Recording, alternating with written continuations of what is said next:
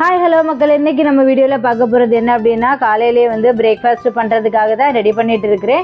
பன்னீர் butter masala செய்யலாம் அப்படின்னு தான் ரெடி பண்ணிகிட்டு இருக்கிறேன். அதுக்கு வந்து வெங்காயம், தக்காளி, பச்சை மிளகாய் ஃபஸ்ட்டு வந்து தேவைப்படுது. வெங்காயத்தை வந்து நல்லா கட் பண்ணி வச்சாச்சு. 4 வெங்காயம் எடுத்துருக்கிறேன்.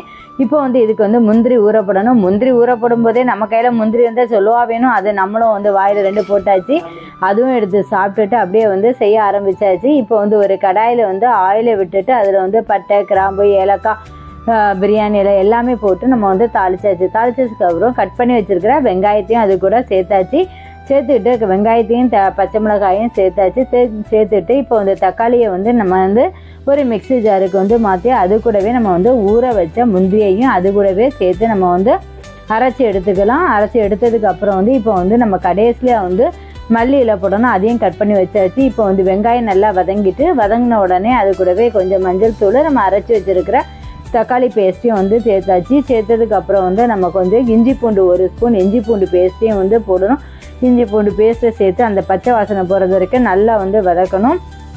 வதக்குனதுக்கப்புறம் வந்து இதுக்கு தேவையான மசாலாவை வந்து நம்ம வந்து சேர்த்துடலாம். இதுக்கு வந்து நான் வந்து 1 ஸ்பூன் வந்து காஷ்மீர் சில்லி வந்து எடுத்துருக்கிறேன். காஷ்மீர் சில்லி வந்து நல்ல கலராக இருக்கும், நமக்கு பார்க்குறதுக்கு வந்து ரொம்ப கலர்ஃபுல்லாக இருக்கும், அட்ராக்டிவாக இருக்கும்போது பசங்க ரொம்பவே லைக் பண்ணி சாப்பிடுவாங்க. பன்னீர்னாலே சொல்லவே வேண்டாம், பசங்க ரொம்பவே சாப்பிடுவாங்க. அது கூடவே 1 ஸ்பூன் காரத்துக்கு வந்து நம்ம சாதா வத்தல் தூள், அந்த மசாலா தூள் வந்து போட்டாச்சு. இது கூடவே வந்து 1 ஸ்பூன் வந்து தனியாத்தூள், இது கூட 1/2 ஸ்பூன் வந்து மிளகுத்தூள், 1/2 ஸ்பூன் வந்து கரம் மசாலா, இது எல்லாமே போட்டு நல்லா வந்து வதக்கிக்கணும். இதில் வந்து பச்சை வாசனை போகிற அளவுக்கு நல்லா வந்து நம்ம வதக்கணும். வதக்கினதுக்கு அப்புறம் வந்து இதுக்கு தேவையான தண்ணி வந்து நம்ம சேர்த்துக்கலாம். இப்போ வந்து தண்ணி வந்து அளவோடு சேர்த்துக்கணும். இப்போ வந்து பன்னீருக்கு வந்து தண்ணி அதிகமாக வந்து கேட்காது, கம்மியாக தான் தண்ணி வந்து சேர்க்கணும். அப்போ தான் கிரேவி வந்து நல்லாயிருக்கும். இப்போ வந்து இதுக்கு வந்து 4 கப்பு வந்து தண்ணி வந்து சேர்த்துருக்குறேன். 4 கப்பு தண்ணி சேர்த்து இப்போ வந்து நல்லா வந்து கொதிக்க விடணும். கொதிக்கிற நேரத்தில் வந்து கொஞ்சம் வந்து ஃப்ரெஷ் க்ரீம் வந்து ஆட் பண்ணிக்கணும்.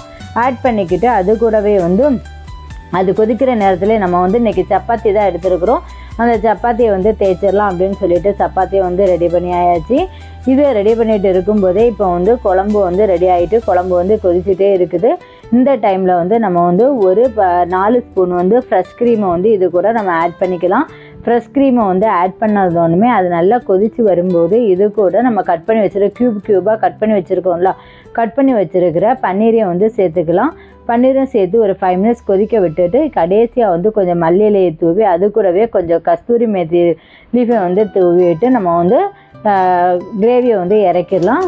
கிரேவி வந்து ரெடி ஆயாச்சு. ஓகே, தேங்க்ஸ் ஃபார் வாட்சிங். பாய்.